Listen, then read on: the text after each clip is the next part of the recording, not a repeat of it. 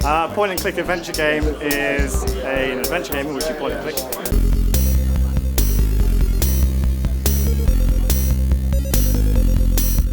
Well, generally speaking, they're quests. You have a number of fairly static scenes. You go on some kind of quest to achieve something or other, usually some boring old magic crystal. A point-and-click adventure game really is a phrase that describes the way the player plays it, not actually what the game is. It is kind of like a series of photographs, but in which there are things to be discovered. A player who moves through this series can imagine themselves in a world collecting objects and putting them together to make a story move forwards. It's got the visuals, it's got the characters, it's got all the elements of a good film or book or television show, and adds the interactive element to put you in the experience. I've never even thought of attacking for lady. I think the whole indie game movement has kind of brought back genres of all types. Like you got like shoot 'em ups and old school RPGs and roguelikes and things like that. And point and click adventure games are just a part of that. I'm Murray. We are Hungry Planet Games. So this is Dave, David, and Rich. Hi. And this is our game Astro Loco Worst Contact. This is a game where we have trains in space, steam trains with wheels in space. And you play as a mechanic and a pilot for the train company, and your job is to try and save the station from complete destruction at the hands of a marauding alien fleet, a rival train company who wants to see you all dead, and pirates. I'm Lewis Denby, and I am working on a game called Richard and Alice. It's a very story-driven game. We wanted to tell some really interesting character stories within the genre. There are puzzles there as well, but we tried to keep them fairly light. We wanted our puzzles to be a kind of a means of leading you through the story rather than a means of obstructing the story from the player. It is quite a niche genre these days, but recently we've seen a real resurgence in people that want to play point-and-click adventures, and that's great because it's a wonderful genre. In the mid-90s, adventure games were very popular and they were very mainstream, but they kind of fell out of fashion. I think there's a few reasons for that, but one of them was largely that they started to reach a limit of the numbers and types of stories that they could tell. Stories are always about character, and it's very difficult to have good, strong characters in an adventure game because the way the player interacted with them was quite limited. When I first joined up with Neil Dodwell and David Dew, they're two of the key members of Creative Reality, they were actually doing a point-and-click adventure, but I couldn't really get into that at all. I was never happy with pointing and clicking. It just felt so artificial to me. I just think it doesn't feel free-form. You know, you want to go with the character, you want to move and twist. Hardware was changing, technology was changing, it became about 3D, and I think they fell out of fashion slightly for economical reasons as well.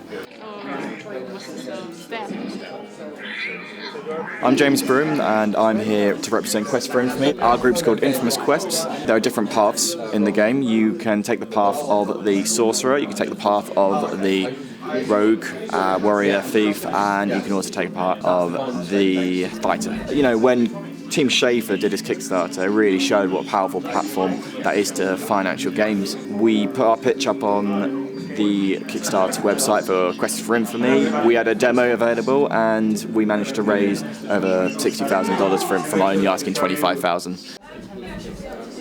So the premise of the game, it's about game data who's from a really broken, badly coded game that crashed, and at the end the character finds himself trapped inside your computer. You have a limited time to get him out of your computer before it crashes down. Here you can jump pretty much like a platformer. There are some jumping puzzles inside, but not at this part of this game at the moment. I've been working on that, it's almost 4 years, maybe next year about 5. So I'm doing this all by myself up till now. Well, it took me 4 years only to create the template of the game. I've just begun to create the assets of the visual assets and the sounds and everything about beginning of this year. I don't envision AAA companies doing adventure games anymore because it's too expensive, way too time consuming. You need unique assets for everything. And AAA games are so expensive to produce in general that to make all those assets at that level of quality is just really hard and very hard to earn your money back. My feeling is that most games in the future will be downloaded onto tablets, or something very much like a tablet. Because it seems a natural progression. Tablet devices are opening up a whole new world for adventure games. and a whole new way of reaching people, possibly people who've never played these kind of games before. They're so easy to use, they're so pick-upable, they're so lush, that the kind of graphical in-world experiences that an adventure game can give you are really well suited. But there's just a few technical problems that need to be solved. I have a feeling that when those problems are solved, what we end up with won't look a lot like a traditional point-and-click adventure. I think it'll be smoother, slicker. It'll be more concerned with a story and things happening over time. And I think a lot of that will be inspired by the mainstream console industry. But I think it will also be the end of the mainstream console industry as well, because adventure games are going to tell much better stories. Come over and have a go on the game. We're at the back there. We've got like a 15-20 minute playable demo. The game will be out in February. That's creepy. It's so creepy. Yeah, if you, for instance... So yeah, I mean, we've developed an iPhone, iPod game. It's a game book. Kind of like in an old school choose your adventure style, but with some nice touches like fights and tests and quite an RPG style inventory and all sorts of things like that. But it takes place in the land of Amnesia. Well, basically the reader plays Eden. Eden is the main character, and the player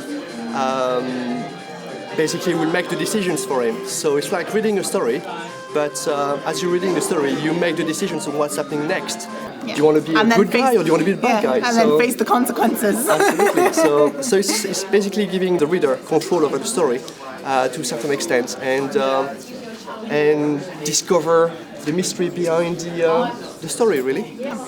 And there's lots of lovely illustrations in it as well. Yeah, it really sort of draws the player in to see all the beautiful visuals and stuff. And I think also we've got some really nice music that was composed for it as well. Yes, I think it was important for us to have not only the story you read, but to have elements which are immersing the player into a world, really, that you could explore. If they like RPG games, if they like game books, if they like to read a story, and more particularly about fantasy or dark fantasy, I think the app Amnesia is the one to go for.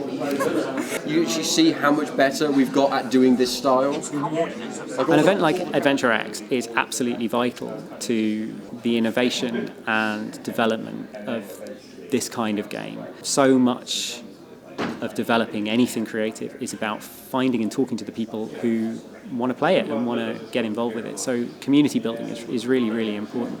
I think it's been great. AdventureX really surprised me. I know last year was like in a tent in a field or something like that. It was a very small deal. I came because there were a lot of members of the adventure game studio community that I wanted to meet, and it feels like I've been to many conferences and conventions, and this feels more professional and more together and well organized than some of the ones I've been to, and it's really great. I thought it might have been a bit nuts to come here from New York, but I'm glad I did.